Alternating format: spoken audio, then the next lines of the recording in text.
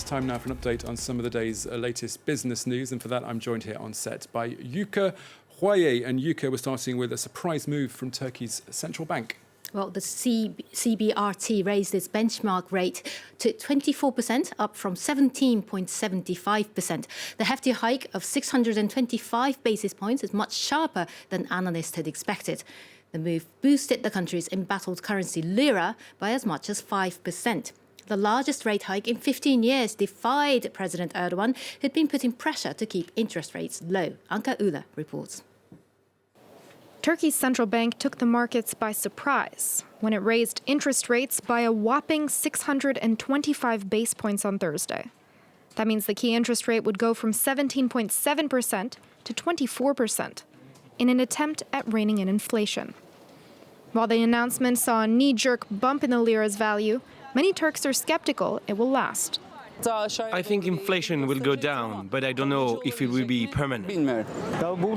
These are all temporary. In 2 days, the lira will come back down to the same level. The fact that the central bank is intervening doesn't change anything. The central bank hadn't touched interest rates since early June, raising fears that it was buckling under pressure from President Recep Tayyip Erdogan, who has repeatedly pushed for low interest rates. He made his distaste clear before the latest rate hike was announced. Man, when are we going to be wise?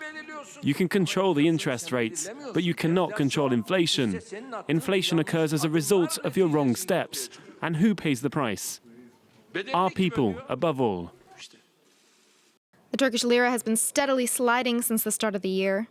Battered by a dispute with the U.S., it hit a record low against the dollar in August.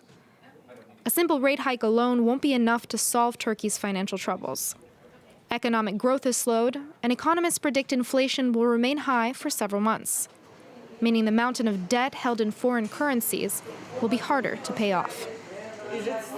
France 24's Anka Ula reporting there. Let's take a look now at how the markets are trading on the last day of the working week. Well, the Asian shares are trading in the green, as you can see at this time, though Chinese shares have been wavering between gains and losses amid uncertainty over plans for renewed trade talks with the United States. Now, this week has been a time of reflection for the financial world as this Saturday marks the 10-year anniversary since the collapse of the Lehman Brothers investment bank. On the 15th of September in 2008, what was then America's fourth largest investment bank went bankrupt overnight, leaving 25,000 staff out of work.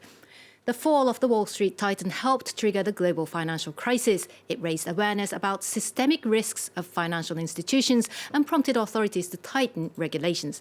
France 24's business editor Stephen Carroll spoke to Jean-Claude Trichet, who was then the head of the European Central Bank, and asked him about the lessons learned.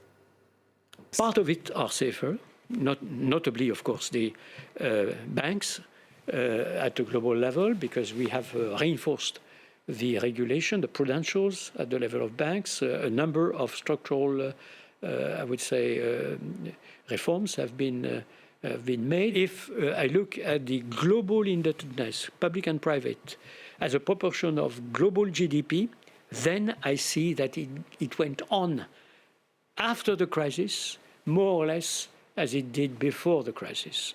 And this is difficultly forgivable.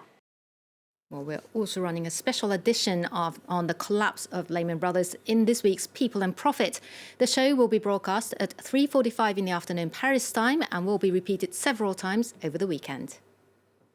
Now let's take a look at some more business headlines at this hour.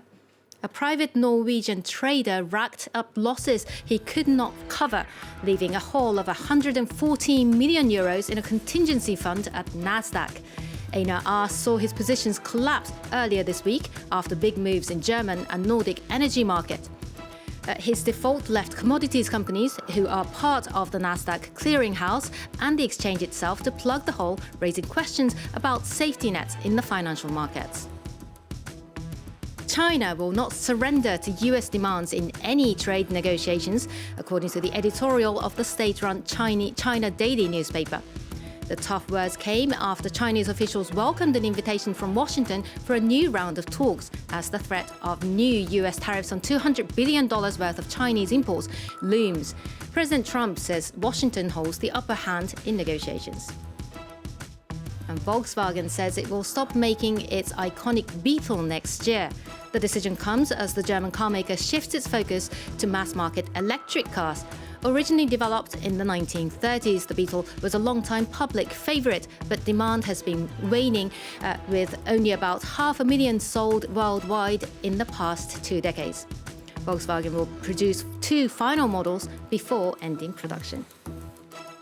Sad news there. I'm a very big fan of the Beetle. And finally, from you, Yuka, the world's richest man has some generous offer to those in need.